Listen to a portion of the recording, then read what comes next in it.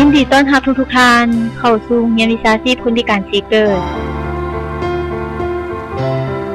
โรงเรียนวิชาชีพคนพิการสีเกิดได้ถูกสร้างตั้งขึ้นบนพื้นฐานการร่วมมือระหว่างมูลนิธิส่งเสริมการศึกษาเซ็นต์ปอนเดอร์ซาร์แห่งประเทศไทยกับรัฐบาลแห่งสปป.ลาวก็คือกระทรวงสาธารณสุขกระทรวงศึกษาธิการและกีฬาเพื่อให้ความช่วยเหลือแก่ผู้พิการในประเทศลาวที่ได้รับเคราะห์ร้าย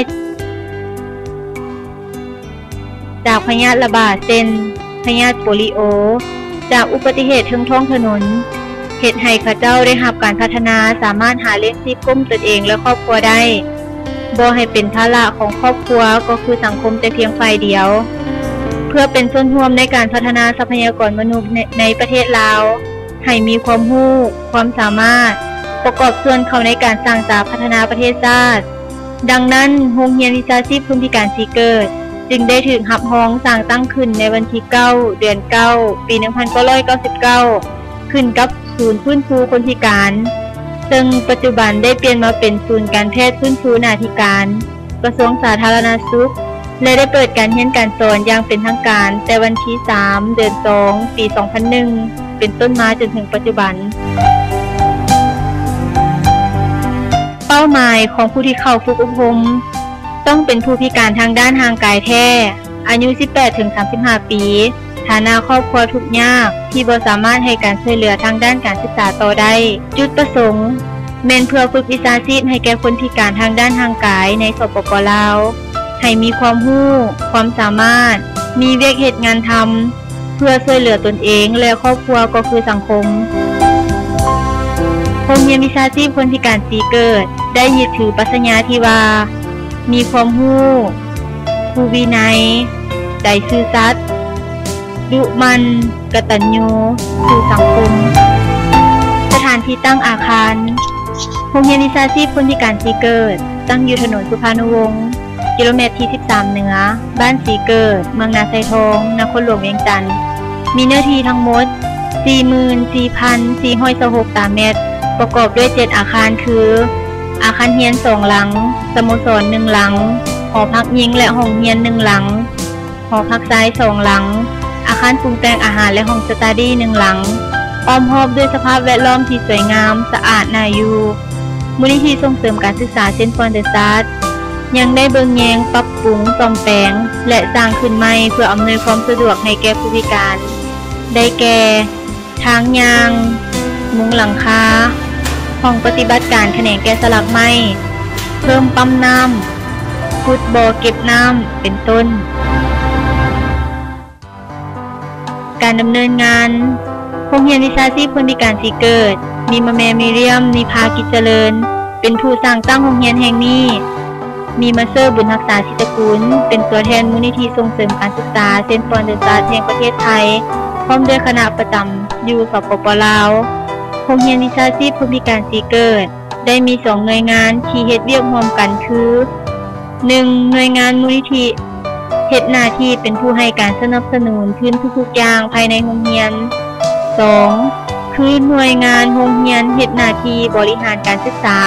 โดยมีผู้อำนวยการครูอาจารย์และพนักงานภายในโรงเรียนการดำเนินการเรียนการสอนโรงเรียนวิชาชีพคนพิการสีเกิดมี6แขนงการเรียนคือแขนงเทคโนโลยีข้อมูลข่าวสารหรือ IT เป็นแขนงการเรียนระยะยาวมีหลักสูตรการเรียนการสอนใช้เวลา2ปีผู้ที่จบการศึกษาจากแขนงนี้สามารถเป็นผู้พัฒนาโปรแกรมเป็นผู้พัฒนาออกแบบเว็บไซต์เป็นผู้รักษาระบบข้อมูลเป็นผู้แก้ไขติดตั้งซ่อมแปลงคอมพิวเตอร์เป็นผู้ออกแบบทางด้านกราฟิกและเฮ็ดเวียกของการได้แขนงบริหารธุรกิจหรือ BA เป็นแขนงการเรียนระยะยาวมีหลักสูตรการเรียนการสอนใช้เวลา2ปีผู้ที่จบการศึกษาจากแขนงนี้สามารถเป็นผู้ช่วยบริหารเวียกของการเป็นนักบัญชีเป็นพนักงานเลขาเป็นพนักงานพิมพ์ดีดและเฮ็ดเวียกของการได้แขนงอิเล็กทรอนิกส์เป็นแขนงการเรียนระยะสั้นมีหลักสูตรการเรียนการสอนใช้เวลา10เดือนผู้ที่จบการศึกษาจากแขนงนี้สามารถเป็นนายสร้างซ่อมแปลงแก้ไขเครื่องใช้ไฟฟ้าเป็นต้นแมนโทรทัศน์พัดลม CD DVD และเครื่องใช้ไฟฟ้าภายในบ้านแขนงตัดเย็บเป็นแขนงการเรียนระยะสั้นมีหลักสูตรการเรียนการสอนใช้เวลา10เดือนผู้ที่จบการศึกษาจากแขนงนี้สามารถตั้งห้านเป็นของตนเองและยังสามารถเป็นช่างเย็บตามบริษัทตัดเย็บได้เซ็นเป็นช่างออกแบบทรงเสื้อทั้งหญิงและชายสำหรับเด็กน้อยและผู้ใหญ่ได้ตัดเสื้อผ้าตามสั่งดัดแก้รูปทรงและเย็บเครื่องใช้ประดิษฐ์ต่างๆแขนงซ่อมแปลงรถจักรเป็นแขนงการเรียนระยะสั้นมีหลักสูตรการเรียนการสอนใช้เวลา10เดือนผู้จบการศึกษาจากแขนงนี้สามารถเป็นนายช่างซ่อมแปลงแก้ไขปัญหาของเครื่องรถจักรรถถีบเป็นต้นเป็นการพาจักรเล่นไฟและการเปลี่ยนอะไหล่แขนงแกะสลักไม้เป็นแขนงการเรียนระยะสั้นมีหลักสูตรการเรียนการสอนใช้เวลา10เดือนผู้จบการศึกษาจากแขนงนี้สามารถเป็นนักออกแบบรูปลายได้เป็นนักปัดไม้ได้เป็นนักประดิษฐ์เครื่องหัตถกรรมได้เป็นต้นแมนการแต้มแบบลายดอกบานประตูบานปองเยี่ยมขวัดแกะบานประตูบานปองเยี่ยมขวัดแกะรูปพระและอื่นๆ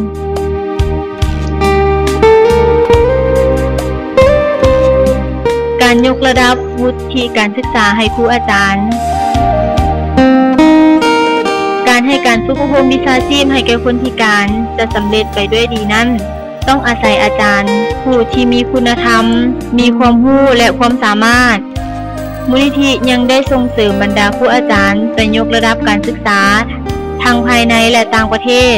เพื่อมาถ่ายทอดและฝึกวิชาชีพให้แก่นักเรียนรุ่นต่อๆไปกิจกรรมนอกหลักสูตรนอกจากการเรียนการสอนแล้วเพื่อเป็นการฝึกฝนหล่อหลอมนักเรียนให้มีความดุมันความอดทนมีคุณธรรมทางชีวิตมีวินัยรักษาความเป็นลาวรักษาความเป็นชาติลาวและเพื่อส่งเสริมสมรรถภาพของร่างกายให้ดีขึ้นเรื่อยๆก็ได้มีการเคลื่อนไหวกิจกรรมนอกหลักสูตรหลายกิจกรรมเช่นการปลูกผักกาดปลูกผักสลัดปลูกหมักแตงปลูกหมักอึปลูกมะเขือปลูกผักหอมเลี้ยงปลาลงจับปลาปลูกข้าวนาปีปลูกข้าวนาแจงพร้อมทางเก็บเกี่ยวไว้เพื่อบริโภคเพื่อให้รู้จักการประหยัดค่าใช้จ่ายให้รู้จักคุณค่าและรักษาวัตถุสิ่งของให้รู้จักความเพียงพอและสร้างเศรษฐกิจพออยู่พอกินส่วนใดส่วนหนึ่ง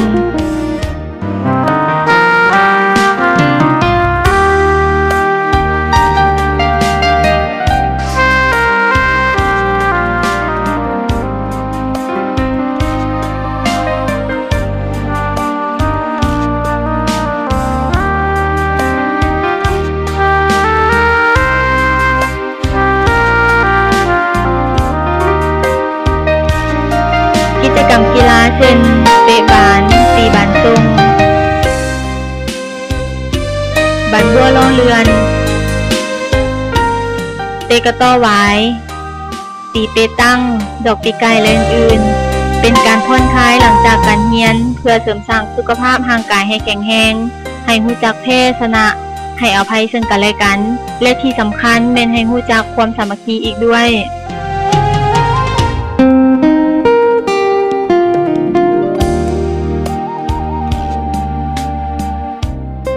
กิจกรรมศิลปวรรณคดีศิลปประดิษฐ์และหัตถกรรมเป็นการสร้างความเบิกบานม่วนซื่นการรักษาฮีตของประเพณีวัฒนธรรมสีไม้ลายมืออันดีงามของคนลาวเฮาไว้ตลอดไปเป็นต้นแมนการป้อนแบบชนเผ่าลาวฝึกซ้อมดนตรีการแสดงละครทักษะแหเฮ็ดฟอยกวดพื้นและได้มีการฝึกแบบให้นักเรียนรู้จักวัฒนธรรมฮีตของประเพณีลาวเช่นการนุ่งถือผู้หญิงนุ่งสิ้นเบียงแพโดยเฉพาะภายในโรงเรียนนักเรียนทุกคนต้องนุ่งสิ้นกิจกรรมรักษาสภาพแวดล้อมเป็นการปกปักรักษาบูรณะและเสริมสร้างสภาพแวดล้อมภายในโรงเรียนให้สะอาดงามตาน่าอยู่ตลอดไปเช่นน้องนักเรียนได้ปลูกดอกไม้อนามัยหอพักอนามัยหออาหารอนามัยทางยางอนามัยสโมสรและตัดหญ้าตามบริเวณโรงเรียนเป็นต้นนอกจากนี้ยังได้ออกให้งานรวมระหว่างอาจารย์กับนักเรียนเพื่อสร้างขบวนการในวันสำคัญต่างๆของชาติตื่นอีกเช่นท างหญ้าหน้าโรงเรียนอนามัยคลองระบายน้ำหน้าโรงเรียนตัดกิ่งไม้ออกจากเสาไฟฟ้าโรงเรียนผู้สนับสนุนทุนการดำเนินเรียกงานทั้งหมดโรงเรียนวิชาชีพคนพิการซีเกิดได้รับการอุปการะสนับสนุนทุนจากมูลนิธิส่งเสริมการศึกษาคณะเซนต์ปอนเดอะซาร์แห่งประเทศไทยซึ่งเป็นผู้รับผิดชอบค่าใช้จ่ายทุกอย่างนับแต่อย่างเข้ามาโรงเรียนแห่งนี้เช่นการอุปโภคบริโภคการปิ้นปัวสุขภาพ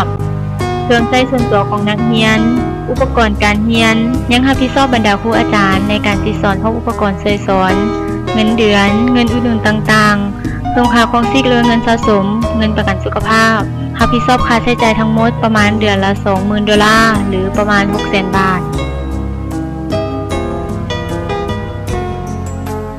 มูลนิธิสนับสนุนอาชีพให้นักเรียนที่จบการศึกษาที่บ่สามารถหาเวียกด้วยตนเองโดยได้รับการร่วมมือกับรัฐบาลลาวทางเจ้าแขวงทั้ง4แขวงคือแขวงหลวงพระบางแขวงคำม่วนแขวงสุวรรณเขตและแขวงจำปาสักสั่งตั้งศูนย์ฝึกอบรมวิชาชีพคนพิการซีเกอร์สาขาแต่ละแขวงตั้งแต่ปี 2004 จนถึงปัจจุบันการดำเนินงานตามโครงการที่ได้กล่าวมาแล้วนั้น